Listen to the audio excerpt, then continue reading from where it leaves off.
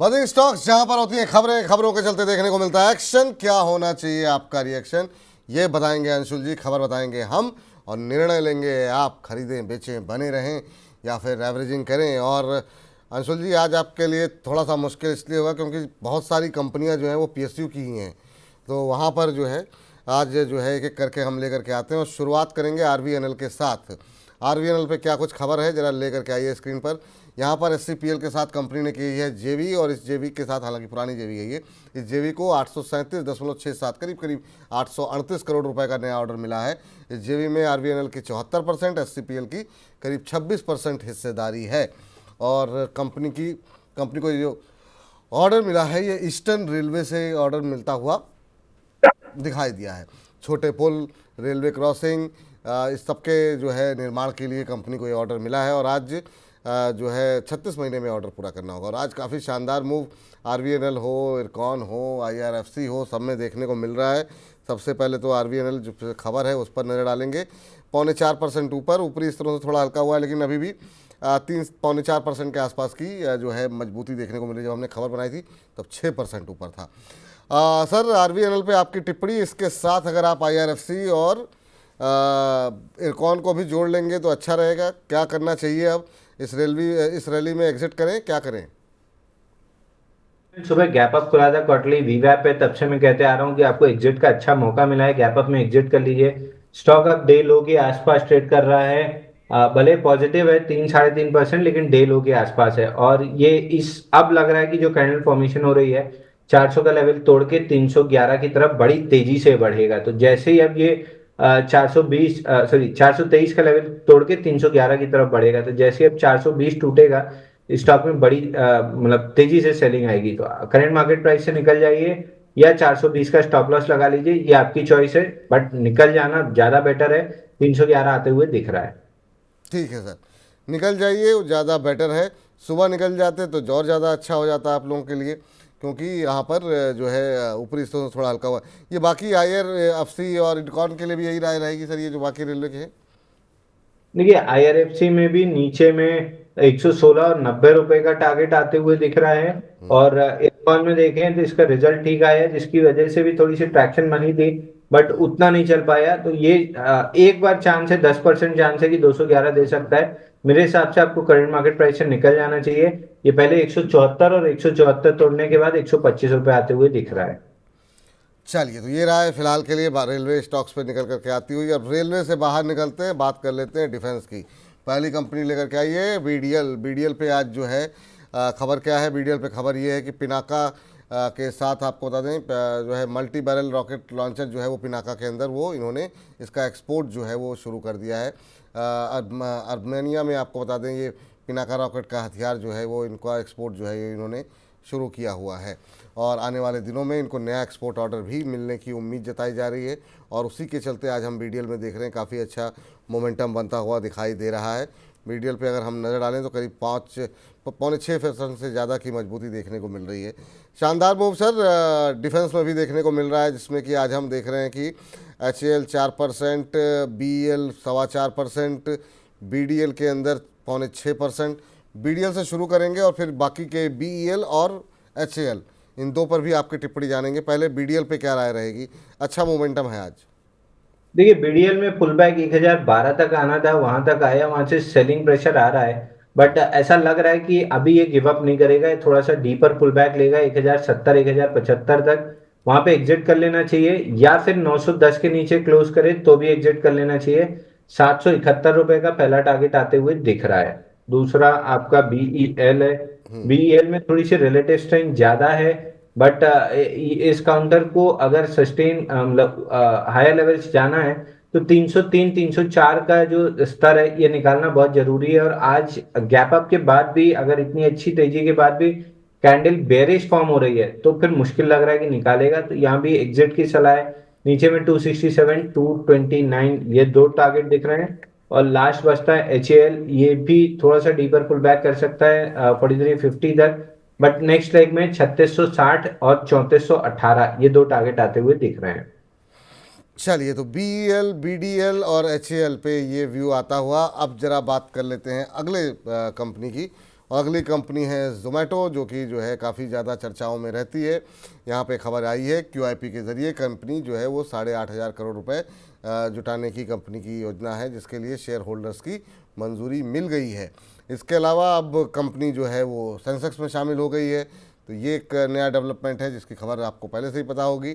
और JSW steel को बाहर करके ये कंपनी जो है अब सेंसेक्स का हिस्सा बन गई है। और अब अगला ट्रिगर जो है वो निफ्टी वो जो है वो जोमेटो के लिए जो है अगला टारगेट होगा।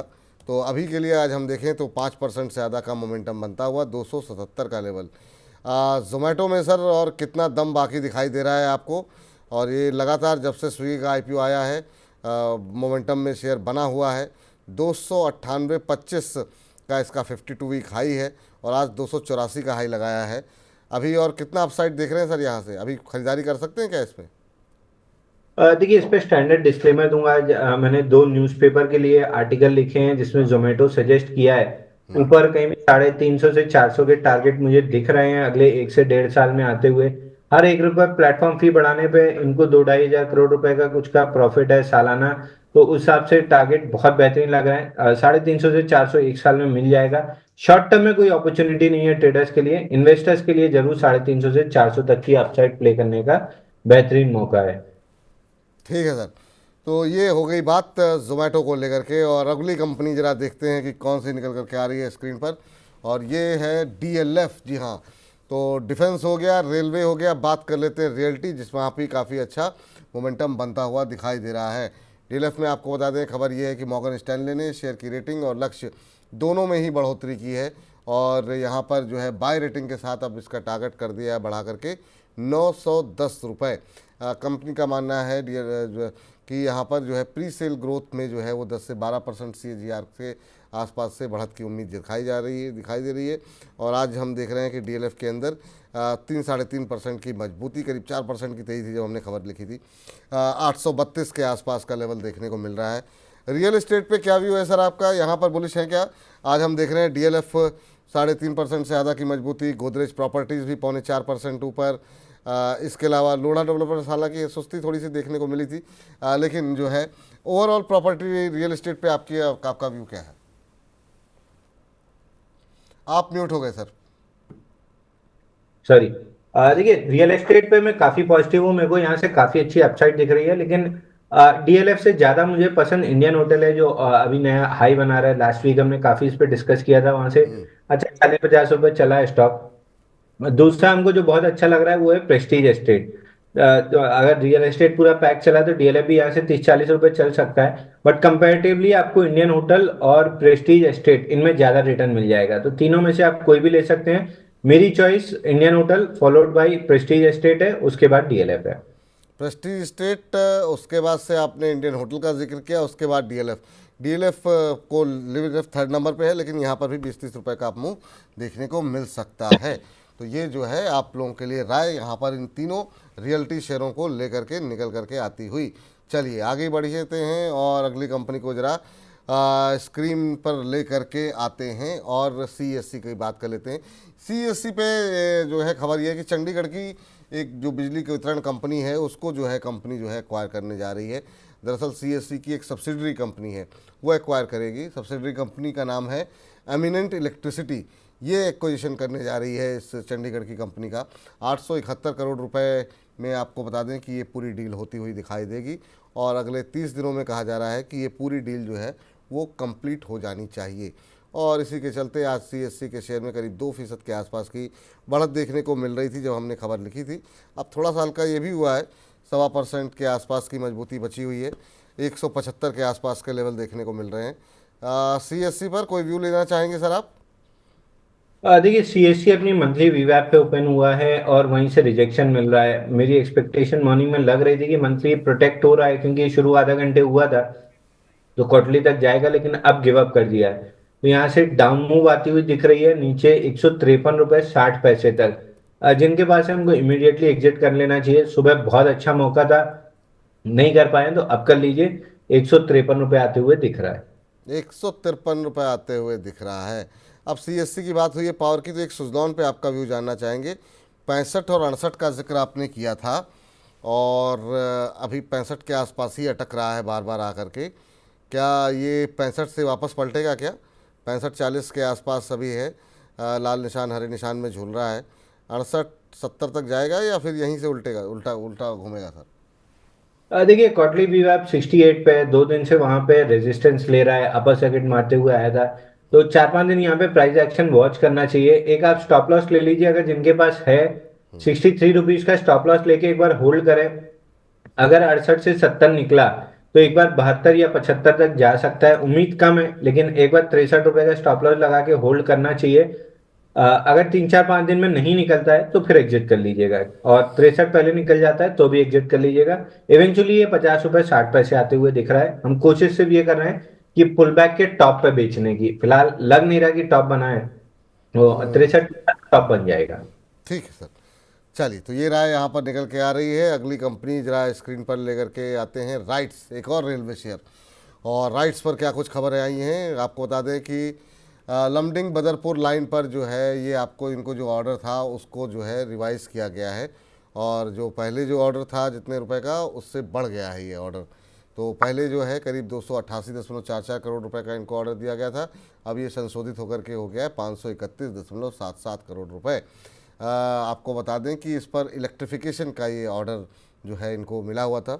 इसके अलावा भी और भी बहुत सारे छोटे छोटे काम हैं, लेकिन उसका जिक्र हमने अपने ग्राफिक्स में किया नहीं है।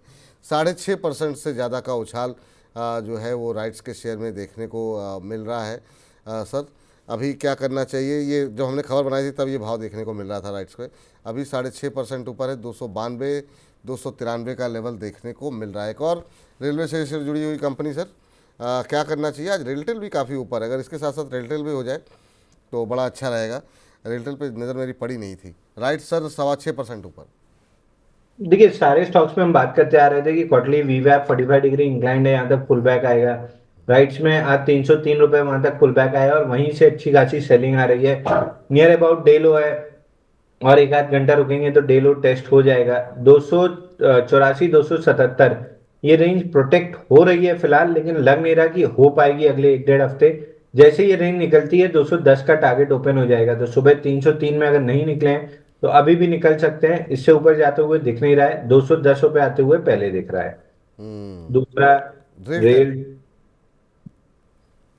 देखिए रेलटेल अपना एक मेजर जोन है, वहां से बाउंस बैक करने की कोशिश कर रहा है, लेकिन ये भी टुवर्ड्स द एंड फेल हुआ है। हो सकता है 1-2 दिन में ये 412 रुपए तक चला जाए, बट वहां से जब फिसलेगा तो 249 का पहला टारगेट है, और इवेंचुअली 249 प्रोटेक्ट होते हुए नहीं दिख रहा है।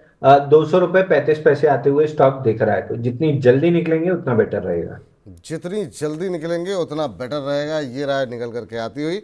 और इसी के साथ हमको कहा जा रहा है जितनी जल्दी ये सेगमेंट ख़त्म करेंगे उतना बढ़िया रहेगा। तो इस सेगमेंट को अब जो है यहीं पर करते हैं, लेकिन एक सवाल ले लेते हैं। सॉरी, प्रतीक अग्रवाल जी बहुत देर से कह रहे हैं कि हेलो विपुल जी और Anshul ji, you are great, और Anshul ji you are my favourite analyst. तो अब बात फेवरेट पे आ गई है तो सवाल तो इनका लेना बनता है। कह रहे हैं एडीएफ फूड्स के शेयर इन्होंने ले रखे हैं 273 पे, बहुत देर से सवाल पूछ रहे हैं। कह रहे हैं कि टारगेट प्राइस इसमें क्या हो सकता है, रिजल्ट अच्छे हैं इसके। एडीएफ फूड्स इन्होंने ले रखे हैं 273 पे सर। चलते चलते जरा इसको आप थोड़ा सा अगर आप बता दें इनको क्या करना चाहिए।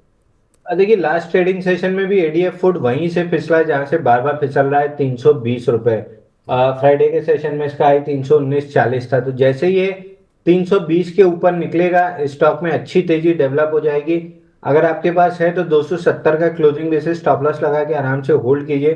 320 निकलते से स्टॉक में 370 390 तक की रैली बनेगी, और ओवरऑल 450 तक ये स्टॉक जा सकता है। ठीक सर, 273 पे आपने लिए अपनी खरीद से महज 3 रुपये नीचे, 270 पे आप एक स्टॉप लॉस लगा लीजिए, प्रॉफिट में है आप, और अच्छा प्रॉफिट आपको और मिल सकता है। तो जो लेवल बताए गए हैं उसका आप रखिए ध्यान। तो इसी के साथ करते हैं बजिंग स्टॉक्स को यहाँ पर समाप्त।